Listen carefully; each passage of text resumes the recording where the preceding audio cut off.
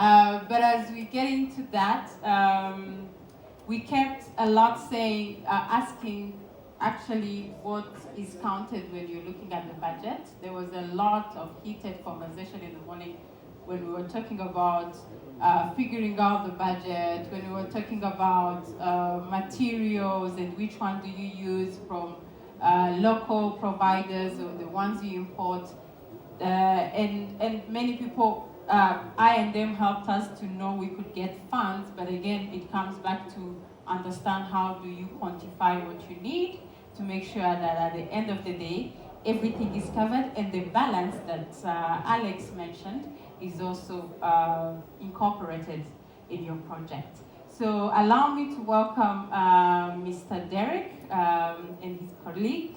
They will walk us through a very detailed way on now quantifying what we need. And I hope you're going to enjoy the session as much as you enjoyed the morning one. Please join me to welcome Derek with a round of applause. Thank you.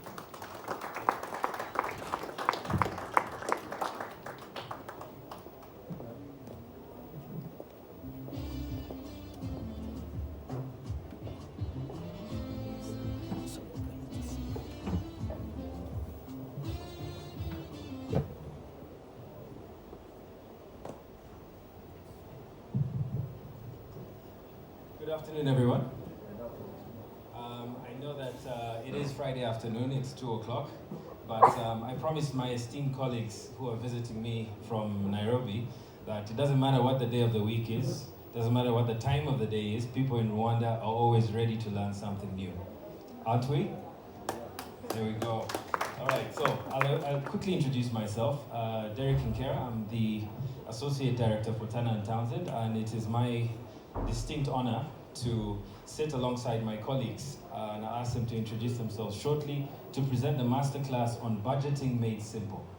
Our approach is going to be specifically addressing cost control and planning. We're going to talk a little bit about how we do cost control and planning at Turner & Townsend, and of course we're asking you to obviously relate that to whatever it is that you might be doing in a project. So I'll ask, well, just actually do this to go to the first slide, and I'll ask my colleagues to introduce themselves. Good afternoon. Good afternoon. Good afternoon. I am Purity Njagi, a cost manager sitting in the Nairobi office but supporting the East African business. Good afternoon, everyone. My name is Stuart Tier. I'm an Associate Director in our Nairobi office, but I support cost management projects across East Africa. I have experience in cost management in East Africa, the Middle East and the UK. And I'm also Vice Chair of the RICS East Africa Advisory Board. Thank you, Stuart. So that's who we are. It would be good to also know who you are. So I'll just go over, and I think Alex had a very high-tech way of doing this in this morning. But how many in the room are architects, for example? Quite a few architects. How many of you are property owners or property developers? I see a few of you, okay. How many of you are cost managers or quantity surveyors? Oh, you decided to sit on the corner there, okay. And I hope you're all members of RIQS. All right, great.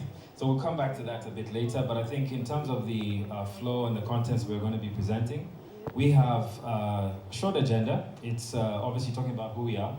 We're going to talk about what it is cost control and planning is. We'd like to discuss our approach to cost control and planning before going into a few key takeaways. We'll have a chance for Q&A at the end, and you can obviously ask us to come back to any of the slides that you want us to elaborate on. So who we are, Turner & Townsend is a global professional services company. We are present in over 43 countries with about 10 or 12,000, between 10 and 12,000 staff members. Now, our footprint in Africa includes, as you can see, countries like Rwanda, Uganda, Tanzania, across the middle and central and southern Africa. So we have operated in Rwanda for over 5 years with an office. However, we've been involved on projects for over 12 years. So that's, I think, just from the footprint and from the number of projects that we've been able to operate in, has given us the privilege of having access to quite a bit of information. Now that data is something that we harvest, we translate into something that we can share with the industries we work in to allow that information to be used to improve performance on projects. The examples of projects we've worked on in Rwanda include the Vision City Model Homes and Sales Complex. We've also worked on we are working on the Kigali Financial Business Square project. We have one and only Nyungwe, so it's projects across different portfolios in residential, commercial, in a little bit industrial and logistics. So again, we've used tried and trusted methods of cost planning and control to be able to deliver the service we do. I'll ask Stuart, or at least Purity, to maybe talk about what cost planning and control is. All right.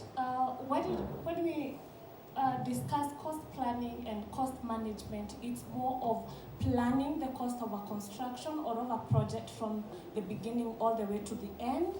And at this point, we are starting from coming up with a budget which we are going to ensure that we stick to it, or perhaps at the end of the day be slightly below the budget, and still ensure that we do not compromise on the quality or the utility aspect of the project. So what we do, we have different components of cost management, and we start with cost estimation.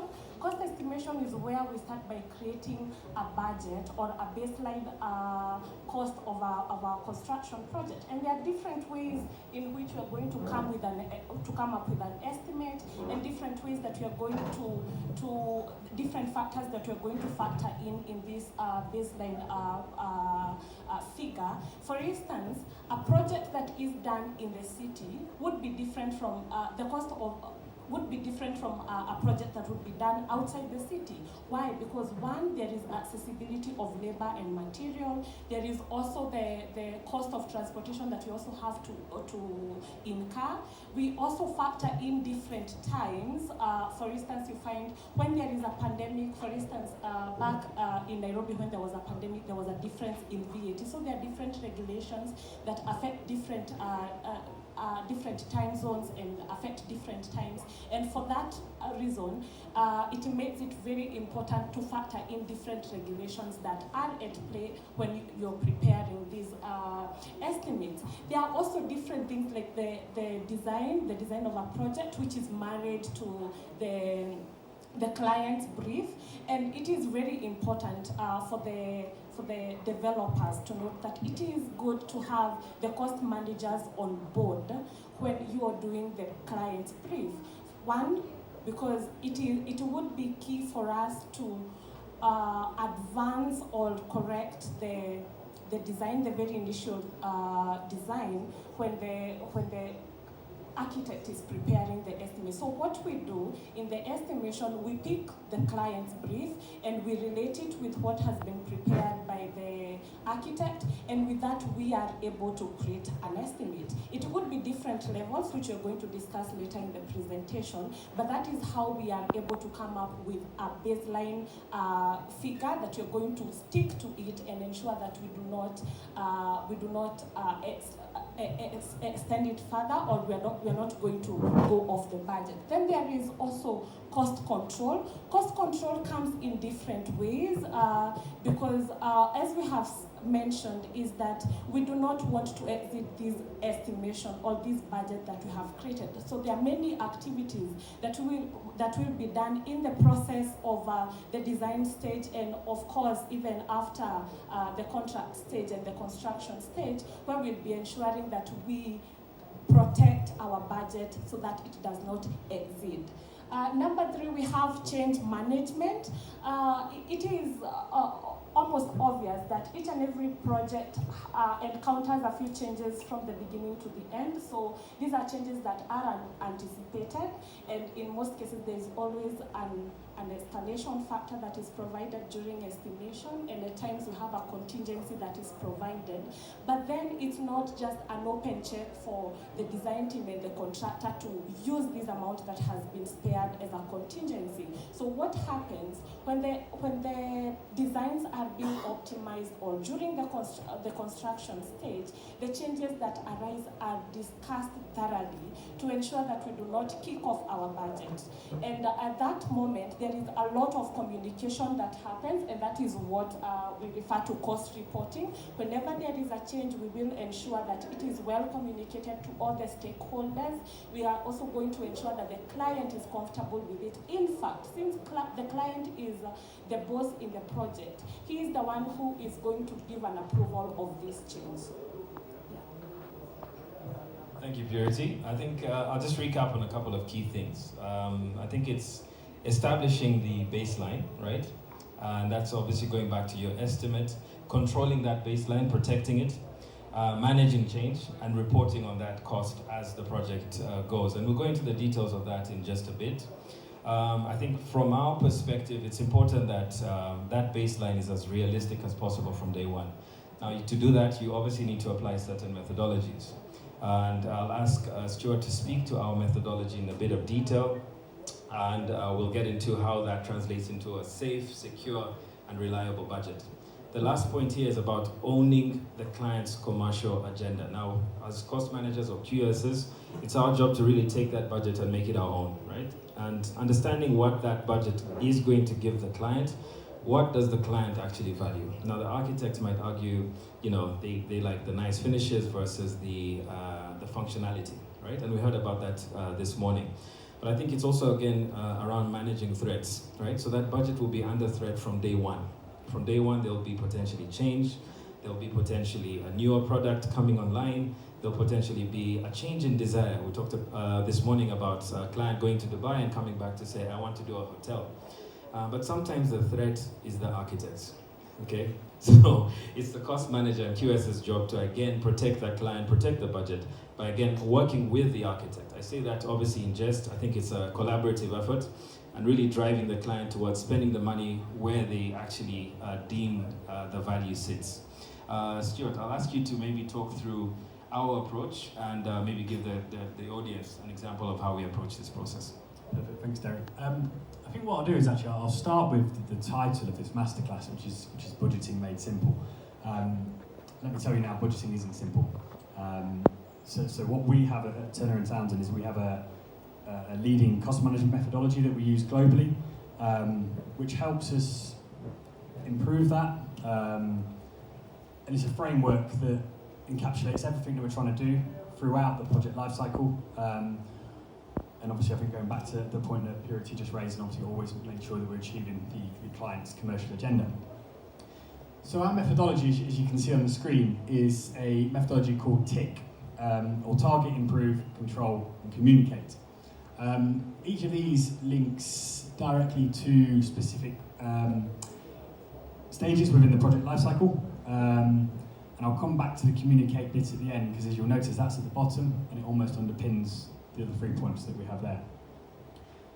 So where we start is with target, and that is with speaking to the client, understanding their key objectives, and really working with the client to understand the client's brief and where the money needs to be spent.